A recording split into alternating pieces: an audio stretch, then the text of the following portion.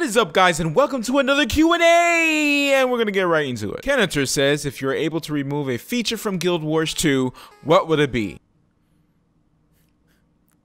What would I take out? Transmutation stones. Crazy Critic 21 says, Matt, do you believe Guild Wars 2 is still worth playing with all the new MMOs coming out? And how did you and Joey start VisualWood? Well, the VisualWood question has been answered in detail in one of the VisualWoods. I cannot remember which one it was.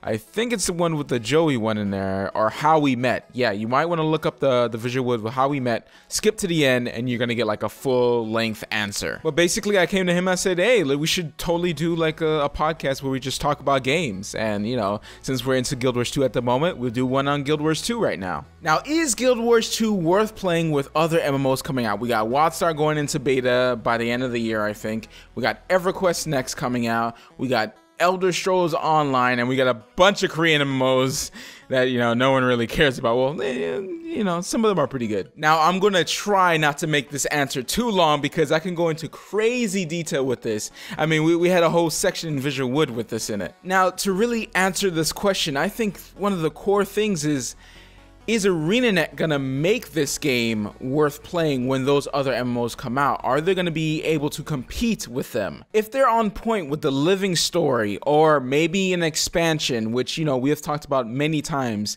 Guild Wars 2 with an expansion will kind of blow up the game if they add really cool areas and a lot of so-called endgame content, or more endgame content to Guild Wars 2 that people want. And I really think endgame is such a poor excuse of saying, oh, okay, that's why I don't go play that game, because it doesn't have endgame. No, you know, I mean, yes, it could be a factor, but really, you play an MMO because it's fun, don't you?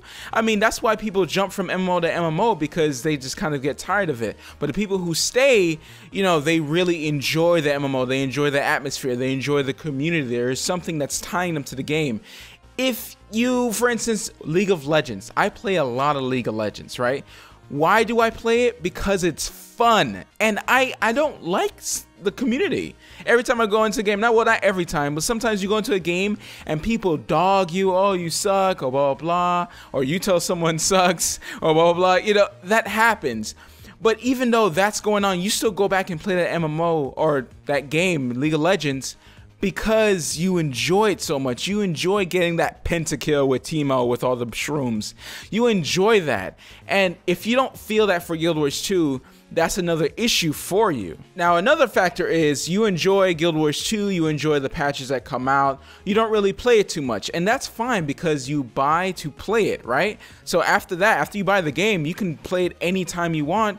Any living story that comes out, you can just jump on and play it. And it's fine not to play the game all the time. It seems to be built that way, and it seems like Guild Wars 1 was built that way as well. Now, I think that's where Guild Wars 2 has this edge. Guild Wars 2 is free to play once you buy the box, right? Buy to play.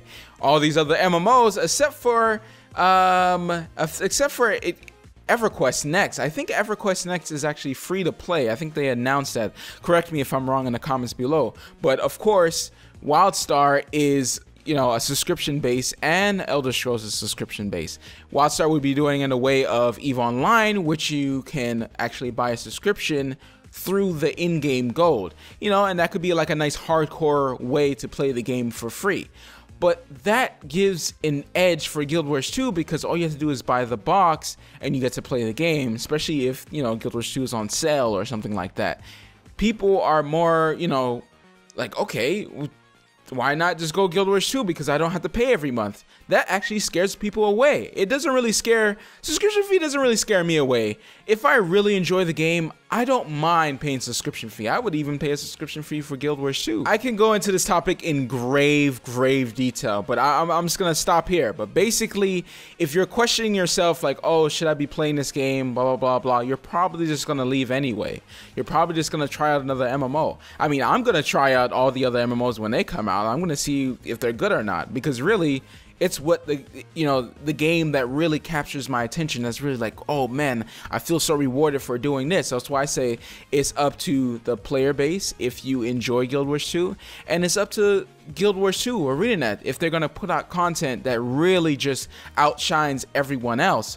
Plus, no sub fee. I'm telling you, it has a big factor in people's choices. Once you get past all like, okay, which content is better? Oh, I like the way Guild Wars 2 does their content. I like the way WoW does content. You have to get people through the door first. You have to get people to buy your game first. Guild Wars 2 does, it has a year above everyone else. You know what I'm saying? Guild Wars 2 has all the bug fixes. Guild Wars 2 has the content laid out already, a year's worth of content ready to go, even though the living story took some of it away. That could be a good thing or a bad thing. Hopefully when WildStar, Elder Scrolls, or EverQuest comes out, that Guild Wars 2 is ready to pop that to, that expansion, ready to drop that Tengu. Man. Reginald Perry Jr. says, hey man, are you going to do a video on the legendary armor like you did for the weapons? By the way, your videos for the legendary weapons help me out a lot. I'm still working on exploration. World v World is hard. Yeah, I bet World v World is rough. I did it way back in the days where no one knew what they were doing, so everyone was just taking towers and no one cared. Yeah, World v World is rough now, especially if you don't have like a dedicated server for World v World. And even then, you probably won't get it. But yes, I will be making a legendary guide for the legendary armor when that comes out. Hopefully, it's doable. Hopefully it's doable. I better start farming now, basically. Ink the Dink says, are you a mini collector? If not, what would make them more appealing to you? I wouldn't say I'm a collector, but I do like them a lot. The problem with mini pets is that when you deposit collectibles, they just go into your collectible bag.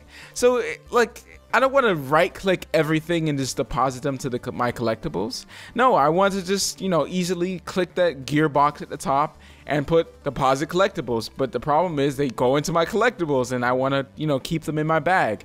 They won't allow me to. Plus, we all want it. We all want it. We want to battle them. We want to battle them. We want them to fight. We want it to be Pokemon. Gilherme Martin says, I knew I screwed your name up. I would like legendary armor to be a cooler version of each dungeon's armor and actually need the full set of dungeon armor to craft a legendary version of it. That would be awesome and would give dungeons a new meaning. But I like most awesome ideas. I don't think it would be in the game. What do you think about that? No, definitely that won't happen. But that is a really cool idea. I mean, we have all these level 80 dungeons coming out, right? They said they're going to rework all these other dungeons to level 80, or at least I think they're going to be level 80, just like they did Twilight Assault. Maybe, just maybe, to make these dungeons more rewarding, they can have an upgraded version of them to Ascended gear. Right? So you can have the Ascended version of that armor, and I think that would be cool. For legendary armor, I definitely don't think they would do that. I think legendary armor is just going to be this one type of gear, for medium, light, and heavy. But I would like to see Ascended gear, like an upgraded version of the dungeon armors in Ascended gear. It would be hard to get, definitely. They won't make it easy. They won't make it like how they did the token system, stuff like that. You're going to have to get extra stuff. But, because that's the whole reason why Ascended gear is even happening, is because everyone got exotic gear and people weren't supposed to get exotic gear so fast. Adam Purcell says, what do you think about the content that might be added next year? You know what I'm gonna say. The expansion year has to be next year. It has to be next year. But instead of just yelling out the word expansion, I'm gonna go into content wise. I really think next year is the year that Guild Wars 2 really thrives. This is when you're gonna know if Guild Wars 2 is gonna rise or is this gonna stay the same and be like one of those niche games. I think all those things that we wanted this year are gonna come out next year, and it doesn't really take a whole 2 years just to make the content that we want. The wardrobe, the legendary armor, more fractals coming back, new weapons, new skills, more armor, more classes, Tengu, Kodan. I want to make a black Kodan. I think they're gonna start trying to perfect the World v World seasons. They're gonna add more modes to the PvP. They already announced that they're gonna add more modes to PvP. All these announcements, all these things that we've wanted, I think next year is gonna be the year that they come out. And next year we're just gonna demand more crap for them to make. So there's that. Anyways guys, that is it for now. Feel free to leave a question down below for me to answer in the next video. Anyways guys, I hope you guys enjoyed the video. If you did, give me a like, share with your friends, leave a comment, say what's up in the comment section below. And stay visual.